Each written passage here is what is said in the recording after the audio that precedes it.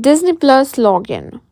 If you've been trying to log into your Disney Plus account and need a little help, you're in the right place. In today's video, I'll walk you through the simple steps to log into your Disney Plus account online. So let's get started. First up, open your web browser, whether it's Chrome, Safari, or any other browser you like. Make sure you're connected to the internet, and we'll move on to the next step.